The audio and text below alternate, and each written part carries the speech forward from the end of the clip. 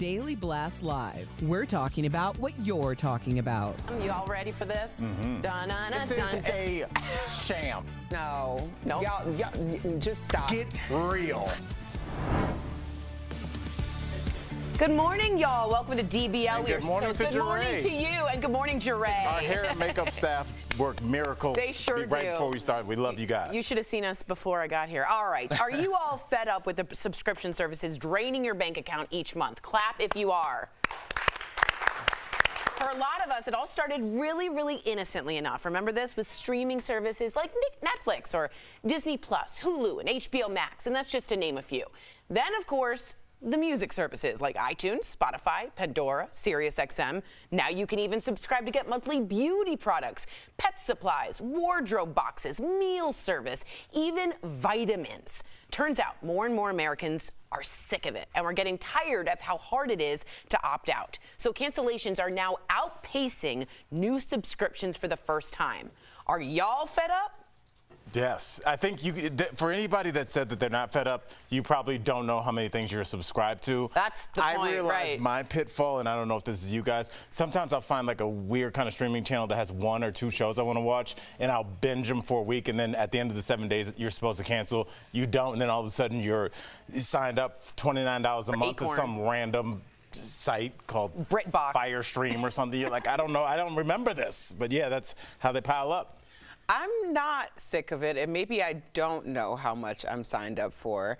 But my thing is, I need things when I need them. So it's the convenience versus the charge. Like, if you're looking at, like, for instance, I love to watch certain shows on, now the newest one is Peacock, right? So I can't get that on every single television. That's more of my downfall to subscriptions, that it's really my need to have what I want when I want it, how I want it. Right. You're paying for that convenience. Right. Right. Which I think is very modern in our day and time. Jeff, do you spend a lot on subscriptions? Here's the thing. Subscriptions, when you need them, yes, they're great. But when you try to cancel them, that's where my problem comes in. Ironically enough, we're doing this story today. Yesterday, I had to call American Airlines, Citi Card, right? Because I wanted to cancel my yearly subscription, $99. I wanted to pick one airline. I canceled a month and a half ago so my card wouldn't get charged. I go on my email, $99 from my bank account was given to American Airlines Citi Advantage card. I called and canceled that card. How do you still have access to my bank account?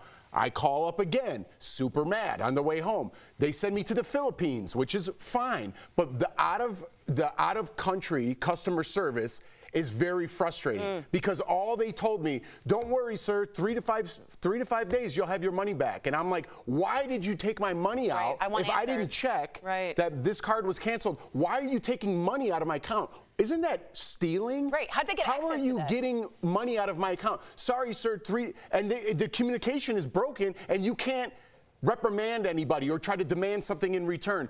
So now I have to check my bank account in 3 to 5 days to see if it's there. And that's what every subscription, from your phone service to your cable to a subscription you want to cancel, they make it difficult. They're putting these customer services out of the country so you can't communicate. And you just get frustrated enough and you're like, it's not worth $5. I'll just keep it. Jeff, I'll tell you really quickly, this happened to me this weekend. I'm loyal to my rental car place, Avis, and so I am. And so I messed up and put my password in wrong. They locked my account, and when your account gets locked, you call up to try and get your account unlocked, and they're like, we're going to send you a password reset, but your password reset won't work because your account is locked. Right. And they eventually, after I talked to a supervisor after 2 hours, this is when I'm with my kids, they eventually go, you got to go inside to a branch. And it's like, sometimes just this loophole you get caught in online is meant because unless you're Jeff, who's like a dog on a bone, most people be like, I'm going to go to the bar. I'm not doing this. And then that's the new business model, is just hoping you quit.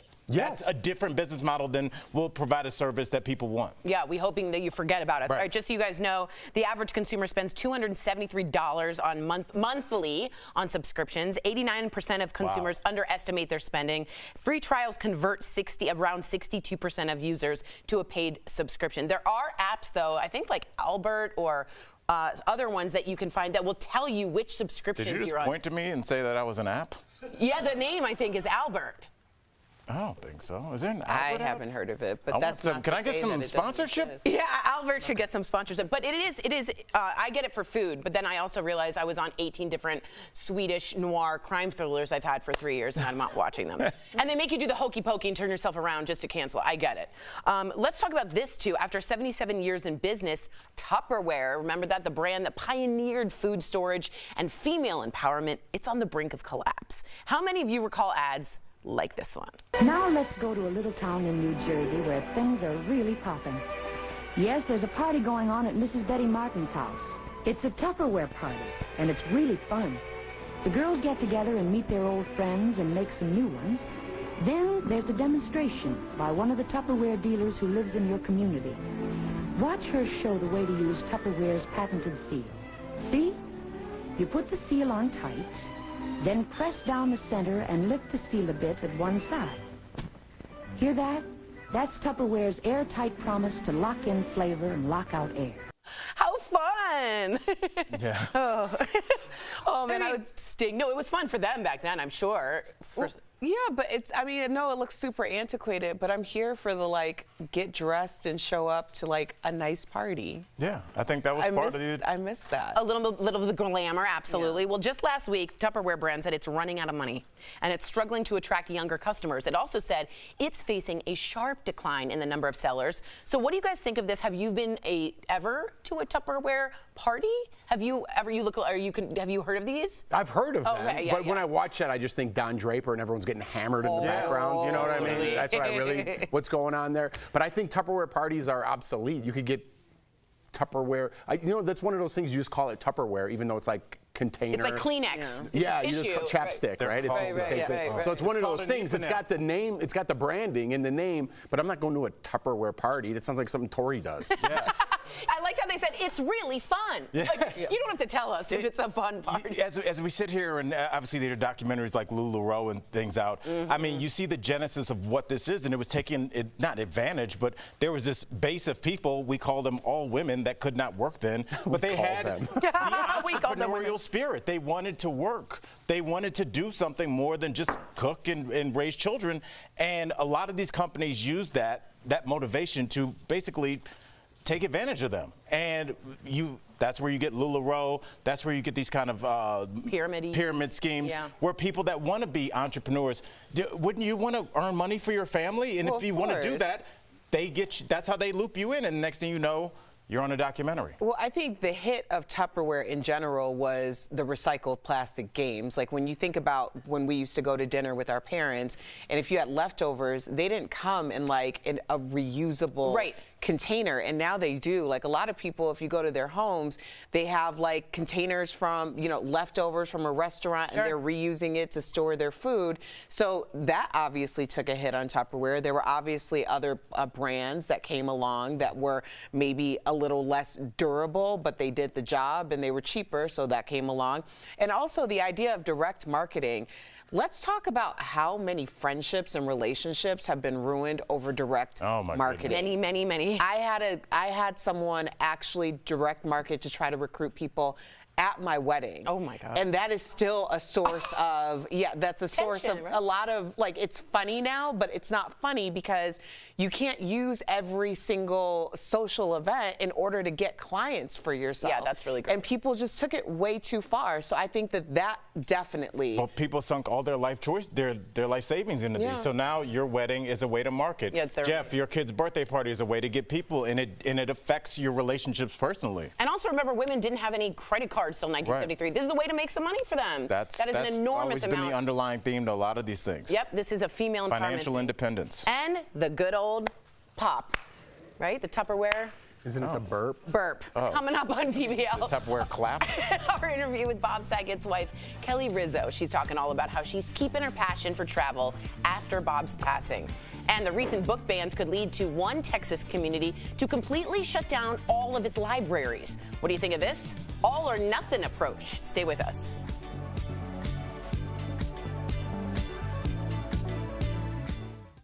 Somebody roll the clip. Let's make sure we have Jeff's sex tape. Wow, things are getting spicy here at DBL. Cold-hearted snake, look into his eyes. Let's roll that again, everybody.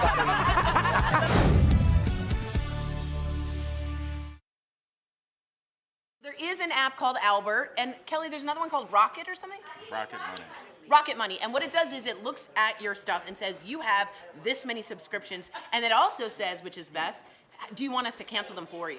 So those things are really good, but you have to be careful with them, And then obviously. what? You start paying them a subscription? How does that work? I don't know. And then what access do they want? They want your social security number? what They want access what do do they they have? Kelly, what do they want? They want my bank account and Yeah, they man, want I my don't- credit card so they can see what subscriptions I'm paying for. And yes, I get to And what do you- I get to give however much a month I want to use a subscription, but you have to give at least $4. So $48 a year to be able to use this service. You know what I'm smelling all See, over it's this? just another subscription. Hey, you know It's- what? I'm just gonna use it to delete my subscriptions and then I'll But take it it's bigger than that for them. What they do is they have all your data. Right. So That's they can what sell worries your me. data, so they just go, okay, Kelly, she's this age, she works here, she watches these shows, she makes this amount of money. Right. Here's how we're going to market to people like Kelly. Right. That data is valuable. That's currency. And so, That yeah, data's I don't think they currency. care Right, anything right. about your subscription.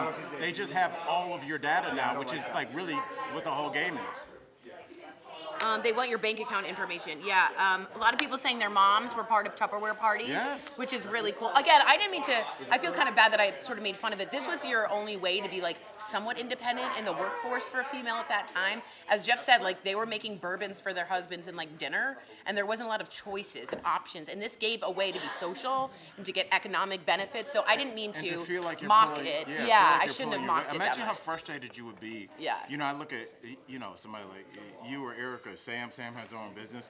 Imagine you have all these entrepreneurial feelings of like, oh, I see a gap in Right. the market, I want to do this. There's no way. And you present it to your husband, he's like, oh, that's sweet, Yeah, honey. good job. Get me dinner. Yes, Yeah. it's Like good. make me a sandwich.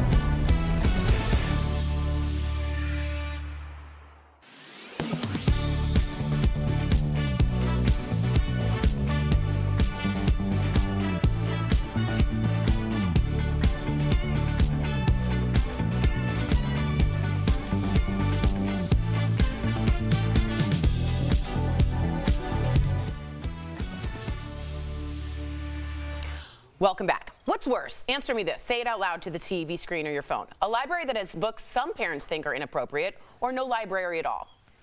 Well, the reality facing a local library system in Texas is going through this now. A federal judge ruled the library violated the Constitution by banning mostly a dozen children's books and ordered that they be put back in circulation. But now the county's just considering shutting the entire library system down rather than bringing the book back. What do we think of this, Eric? This just screams of like, okay, no literacy for you. Yeah. Like what? No, Were you doing the soup? yeah, no, the soup guy? she was. Seriously, that's what it feels like. Like, okay, so it always comes down to this very loud, overwhelming minority voice. Like, so some people had enough time to complain about this, and now it's going to affect the literacy of an entire community. It's going to affect the accessibility of actual books to an entire community because you're upset about a handful of people are upset about a handful of books. Like, that makes no sense whatsoever. It really, especially, like, I have conversations with my mom all the time, and she was an educator and still is for like 50 years. And the amount of like neglect that generations before who had the opportunity to get education have for these younger generations over things that have nothing to do with them is mind-boggling. It seems let me just, purposeful, it does Erica. seem, does. and Al, let me just read you. One is some of the books I want you all to know. One is called I Need a New Butt, which is a series speaking about body and anatomy. There's also one called It's Perfectly Normal, Changing Bodies, Growing Up, Sex and Sexual Health. And then one about the origins of our discontents. They call themselves the KKK. So how do you feel about those specific ideas of those books being banned? I think it's on purpose. I mean, this whole thing has to be for a reason. And if you think about where we are, school shooting, what do? We go after the M&Ms. Another school shooting, what do? We go after drag brunches. These are all things that are working in hand to, first of all, always, Erica, attack public schools, because that's where we are. We attack our teachers. You can scream at them. You can threaten them. If you have time, there's a great clip of a Michigan librarian who's just had it. She's getting phone calls all day, people giving bomb threats and death threats. It is an attack on our educational system, because when your electorate, when your group of people are not educated, you can do whatever you want with them. Yep. If people have not read things, they're going to read whatever they say, whatever they hear online on a podcast. That's truth. Masks don't work, even though you've been looking at surgeons. Nope, he said it, and that's what happens when you have an entire electorate that has not been given the opportunity to educate themselves. Yeah, Sorry, man. Jeff. You think it's control? Well said, man. But you have young kids, Jeff, and I worry. I think it's such a small percentage what Erica's talking about, and to your point, man, people who don't think for themselves echo. That's what I've learned. And these are people echoing things. Books are so bad. They're lost, man. Those people are lost in this stone age. YouTube, let me tell you, is way worse than those books, than some kid's butt on a cartoon book. There's things on YouTube that you really got to watch out for that slip through the parental controls. That's what I'm worried about now. You want to ban a book about someone's butt crack? Good luck in the Stone Age. I got other things to worry about. You know what I mean? I've walked into some videos where you're like, hey, give me that. I've walked into Every and be like, parent is what like, channel is this? Yeah. It also reminds me of when they closed public pools, when they tried to desegregate. They just closed all the pools. Right. How did that work out? What is that about? We'll be right back.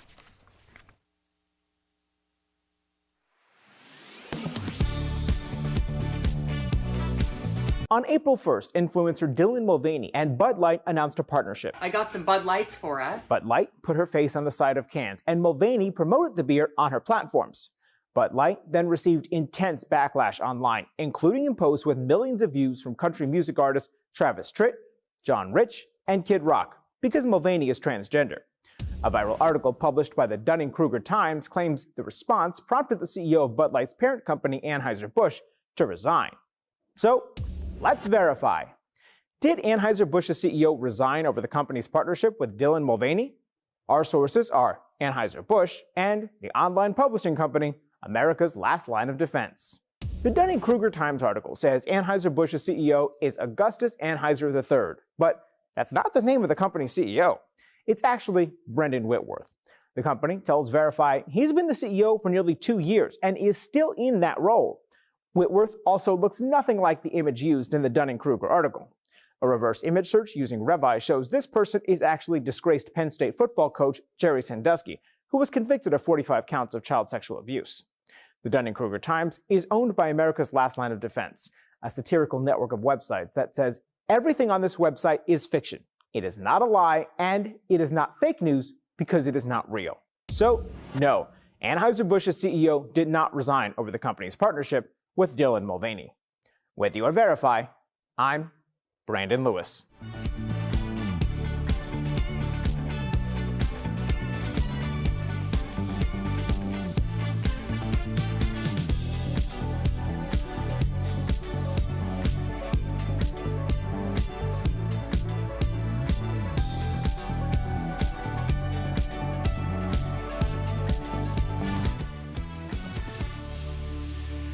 My extreme passion for food, travel, and music fuels my entire life. From growing up in a Sicilian family in Chicago who raised me to explore and expand my palate, to learning everything I can about the travel industry and putting it to use, and spending my years immersed in the culture and lifeblood that is rock and roll. Welcome back to DBL. Not only is our next guest a Chicago native and the multimedia rocker chick personality behind the award-winning entertainment series Eat, Travel, Rock, she is also the wife of America's TV dad, the beloved and dearly missed Bob Saget. Check out our interview with Kelly Rizzo. People might not know that Bob was a huge fan of Eat, Travel, Rock before you guys even met. So, like, how did he win you over? Like, what was his move? Well, he hated the phrase that he slid into my DMs, but that is the absolute truth. He actually did ask permission of a mutual friend before he did that. So it was a very gentlemanly way to do it. But yeah, he did DM me and say, hey, I'd love to invite you to a show sometime and take you out for a bunch of burgers and lobsters. And of course, that was the way to my heart. Totally. So. He's even a class act. Mine too. In the DM. Yeah, mine too. Mine too. Well, I didn't know Bob, but I am a fellow Chicagoan, so maybe our paths crossed at some point. That's right. So, what made Eat Travel Rock a career for you, and why didn't this Chicagoan get the job? No, I'm just kidding. I'm jealous. In that little clip, it showed how I grew up in a Sicilian family, so I was always eating a lot of very interesting foods from a young age, but I didn't really travel a whole lot as a kid, but I always thought it looked so interesting and I wanted to see the world. So I just started blogging, and then all of a sudden it, you know, several years later became a full-time career. I love that Eat Travel Rock was something you were able to share with Bob. And as we know, travel reveals a lot about a person. What kind of traveler was Bob? Bob was incredibly confident. He was very efficient. I mean, you know, he'd been traveling so much for 40 plus years, so he had it down to a science. And he always said that in another life, he would have been a travel agent because he was so good at just booking the trips and putting it all together, and he was brilliant at it, and he booked all of our trips, and which was hard for me to relinquish the control to him because I love doing it, but he insisted. Like even in an airport, he insisted on always holding my passport, and I was like, no, I want to hold my passport. He's like, no. I'm the husband, like I'm taking charge, I'm holding her passport. I'm like, all right, fine. I let him have it. But yeah, he was great. He, you know, even walking through an airport, it was funny because, you know, he's 6'4" and he looks like Bob Saget, so he was very recognizable. And he would constantly get stopped, and even if we were like running late to a flight, he would always stop and take pictures with everybody. Oh, what a nice guy. Never once in the entire time did I know him did he ever refuse a selfie or an autograph or anything like that. It's been about 20 years since we bartended together at the Green Room in Chicago. Oh my God, the Green Room, yes. That was the jam. But listen, I just want you to know. Happy to see you. So happy to see you, and I just wanted you to know that I have prayed for you so many nights. I'm so proud of you, and we have about a minute left, but I just want to know, how do you think Bob would have responded to this outpouring of love that he has received? You know, first of all, thank you for saying that. It's been, I mean, just the support that I've gotten, but all the love that I've seen for him has just been otherworldly. And I think, I mean, he knew he was loved. I don't think he thought it was like this. I mean, that's something that like Stamos and I talk about all the time. We're like, he didn't know it was like this.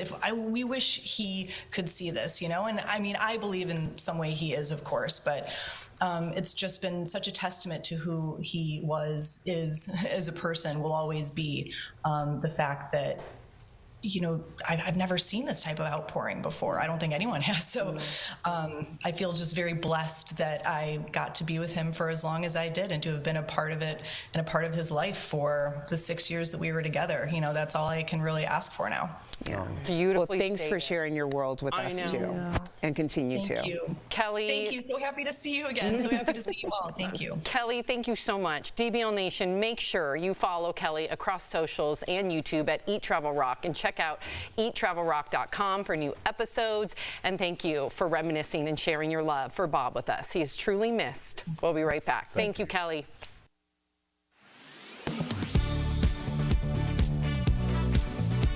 With just 1 week left to file, we turn to the IRS, the American Institute of CPAs, and James Hodge, accounting professor at Howard University, for what you need to know if the tax man is still waiting to hear from you. You may save time by knowing right away you'll be going with the standard deduction. This year, it's $12,950 for an individual, double that for joint filing married couples. The IRS explains you might benefit from itemizing your deductions if, when added together, allowable deductions like contributions to charity, medical expenses, or losses from a disaster would equal more than that standard deduction. But making sure you analyze both scenarios. File electronically. Avoid possible mail delays by e-filing, which uploads your return information right away. Hodge says it takes 6 to 8 weeks for the IRS to process tax returns once they get them in the mail, but If you file electronically, your refund should be issued in less than 3 weeks. those who make $73,000 a year or less can file federal taxes on the IRS website for free. If you think you need more time, you can file for an extension. But beware, anything you owe in federal taxes is still due April 18th. So if you think you may owe for whatever reason, it's definitely advised that you get the tax return done timely. The AICPA recommends estimating based on previous liabilities and even overpaying if you don't know what you'll owe yet. Remember to build in a few minutes for a quick double check that you've done it all right. To take a deep breath and to try to avoid rushing to introduce errors into the tax return. That means think back one more time on any jobs you did or gigs you got paid for to make sure they're counted. Double check identification numbers and for typos on forms, and rework your simple math. And make sure all relevant forms are signed. Any issues where you have to file an amendment could mean a delay in any refund you'd get. With your Verify, I'm Abby Larico. When someone is convicted of a crime, federal law enforcement can seize their property and money. This is called criminal asset forfeiture, and last fiscal year alone, the federal government seized more than $1 billion. Verify viewer Robin messaged us at verifythis.com to ask what happens to it all. So Robin, let's verify. Does the federal government keep money and property it seizes in investigations? Our sources are the U.S. Department of Justice, the U.S. Department of Treasury, the U.S. Marshal Service, the Congressional Research Service, an independent audit by accounting firms KPMG and GKA, and the Institute for Justice. Yes, if they're convicted, the government can keep the property and money it seized. The cash and proceeds from property sold at auction go into a fund that pays for things like restitution to the victim, reward money to informants, and law enforcement expenses. If there's anything left over, then it's divided up within the government. Some will fund future asset forfeiture law enforcement operations. A portion goes to state and local law enforcement that assists, and even Congress gets a share to use for other non-law enforcement federal agencies. There are also civil and administrative forfeiture laws that allow the federal government to seize property that they think was used in a crime, even if the owner is not charged with a crime. With your Verify, I'm Brandon Lewis.